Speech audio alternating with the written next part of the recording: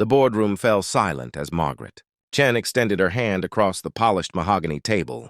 Her palm hung in the air for 3 excruciating seconds before Sarah Mitchell, the newly appointed CEO of Henderson Industries, turned away with a dismissive wave, her eyes never meeting the elderly woman's gaze. The insult wasn't lost on anyone in that room, least of all on Margaret, whose weathered brown fingers slowly curled back into her lap, her dignity intact even as her heart registered the sting.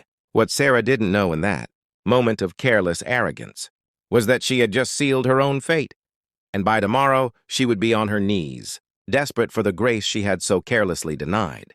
24 hours earlier, Sarah had walked into Henderson Industries riding a wave of triumph.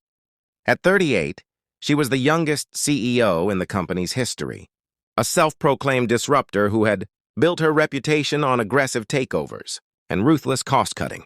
Her designer heels clicked against the marble floors with the confidence of someone who had never known true failure, never understood that success without humility is just a house of cards waiting for the wind. Margaret Chen had arrived at that same building with considerably less fanfare. At 73, she moved slowly, her cane tapping a gentle rhythm as she made her way through the lobby. The security guard had tried to redirect her to the public entrance, assuming she was lost, but Margaret had simply smiled and presented her credentials. She was there for the quarterly investor meeting, representing a modest portfolio that most of the younger executives wouldn't bother to notice. But Margaret's story went deeper than numbers on a spreadsheet. 50 years ago, she had been a seamstress in a factory that would eventually become part of Henderson Industries. She had saved every penny, lived in a one-room apartment, and sent money back to her family in Mississippi while slowly, patiently building an investment portfolio. She had survived discrimination that would have broken lesser souls, had buried a husband too young, and had raised 3 children on wages that barely qualified as fair. Through it all, she had maintained an unwavering belief in the power of human kindness and the importance of treating every person with respect. The meeting had been routine until Sarah began presenting her restructuring plan. With clinical efficiency, she outlined massive layoffs, the closure of the community outreach programs that Henderson Industries had maintained for decades, and the elimination of the employee pension fund in favor of a cheaper alternative. The numbers looked good on paper. Profits would surge, stock prices would climb, and Sarah's bonus would be substantial. Margaret had raised her hand, her voice steady despite the dismissive looks from the younger executives. "Miss Mitchell, have you considered the human cost of these decisions? Many of these employees have given 30, 40 years to this company. The pension fund represents their entire retirement." Sarah had barely glanced in her direction. "With all due respect, Mrs." She made a show of checking her notes. "Chen, is it? Sentimentality doesn't pay dividends. These changes are necessary for the company's survival in a competitive market." "Compassion isn't sentimentality," Margaret had replied quietly. "And a company that doesn't value its people won't survive, regardless of its profit margins." The room had tensed, but Sarah had simply laughed. A cold, brittle sound that seemed to crack the air. "I appreciate your perspective, but perhaps you should leave business strategy to those of us who understand modern corporate realities." It was after the meeting, as investors mingled over coffee and pastries, that the handshake incident occurred. Margaret had approached Sarah, hoping to continue their conversation in a less formal setting, to share some wisdom earned through decades of watching companies rise and fall. She had extended her hand, a gesture of goodwill and respect. Sarah had looked at that hand, weathered, brown, bearing the marks of hard work and harder years, and had simply turned away, engaging in conversation with a younger, whiter investor without so much as an acknowledgement. The message was clear and cruel. You don't matter. Your voice doesn't matter. Your years of experience, your dignity, your very humanity, none of it matters to me. Margaret had stood there for a moment, her hand still extended before slowly lowering it. She had seen this before, of course. She had lived through an era when such slights were commonplace, when her skin color determined which door she could enter and which fountain she could drink from. She had thought, hoped, that the world had changed more than it apparently had. But Margaret Chen had not survived 7 decades by allowing others' cruelty to diminish her own strength. She had quietly left the building, returned to her modest home in the suburbs, and made a series of phone calls. The next morning began normally enough for Sarah. She arrived at her office at 7, ready to implement the first phase of her restructuring plan. Her assistant looked pale, nervous, but Sarah barely noticed. She was reviewing termination letters when her phone began to ring. First, it was the board chairman, then the CFO, then her own attorney. Within an hour, Sarah understood that her world was collapsing. Margaret Chen, it turned out, wasn't just any small investor. She was the silent majority shareholder of Chen Holdings, an investment firm that had been quietly acquiring Henderson Industries stock for 3 decades. The modest portfolio she had, represented at yesterday's meeting, was merely the tip of an iceberg. Margaret personally controlled 42% of Henderson's voting shares, more than enough to block Sarah's restructuring plan, more than enough to call for an emergency board meeting, and certainly enough to demand the removal of a CEO who had demonstrated such poor judgment and character. But it went beyond business leverage. Margaret's phone calls the previous evening had been to old friends, fellow investors, community leaders, and several journalists.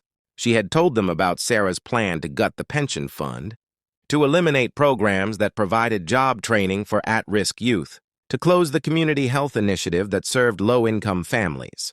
She had also, with quiet dignity, mentioned the personal slight, not as the main story, but as a telling detail that revealed character. By 9 a.m., Sarah's phone was flooded with calls from reporters, community organizations, and furious board members. Social media had erupted with the hashtag #SharHendersonValues, with former employees sharing stories of how the company's programs had changed their lives. A pension fund representative was threatening legal action. 3 major clients had called to express concerns about the company's direction. Sarah sat in her pristine office, watching her career implode in real time, and finally understood the magnitude of her mistake. She had seen an elderly black woman and had made assumptions based on appearance, age, and race. She had treated a human being as if they were invisible, unworthy of basic courtesy. And in her arrogance, she had never bothered to look deeper, to ask questions, to treat anyone who didn't fit her narrow definition of important with even minimal respect. By noon, Sarah found herself in her car, driving to the address her assistant had reluctantly provided. Margaret's home was a neat brick house with a well-tended garden. Sarah sat in her BMW for 10 minutes, pride warring with desperation, before finally making her way to the front door. Margaret answered on the second knock. She wore a simple cardigan and reading glasses, looking every bit the grandmother, rather than the corporate power broker she actually was. "Miss Mitchell," Margaret said calmly, "I wondered if you might come." Sarah opened her mouth, prepared to launch into the speech she had rehearsed, justifications, explanations, perhaps even veiled threats. But standing before this woman, seeing the quiet strength in her eyes, the words died in her throat. Instead, tears began to fall. "I'm sorry," Sarah whispered, her voice breaking. "I'm so sorry." Margaret regarded her for a long moment, then stepped aside. "Come in, I'll make tea." They sat in Margaret's living room, surrounded by family photos and well-worn furniture, and Sarah told her story. She spoke of the pressure to succeed, the fear of failure, the way she had armored herself with arrogance because she was terrified of being vulnerable. She talked about growing up poor, about clawing her way up through a system that favored men, about how she had somehow convinced herself that becoming hard and ruthless was the only way to survive. Margaret listened, really listened, before she spoke. "I understand pressure, dear. I understand fear. But you made a choice to protect yourself by dehumanizing others. That's not strength, that's cowardice." The words hit like a physical blow, but Sarah nodded. "You're right. What can I do? How can I fix this?" Margaret smiled then, and it transformed her face. "You can start by actually seeing people. All people, not for what they can do for you, but for who they are. You can lead with compassion instead of fear. You can build up instead of tearing down." Over the next 3 hours, they talked. Margaret shared her story, the struggles, the discrimination, the small victories, and the devastating losses. She explained why the pension fund mattered, Why the community programs were investments rather than expenses. Why treating people with dignity wasn't a business strategy but a moral imperative. "I won't lie to you," Margaret said finally. "The board is meeting tomorrow to discuss your future. I have enough votes to remove you, but I'd rather not." Sarah looked up, surprised. "What you did was wrong," Margaret continued. "But I believe people can change. I believe in second chances because I've needed them myself. So here's my proposal. You keep your position, but you work with me. We restructure the company, but we do it in a way that values people.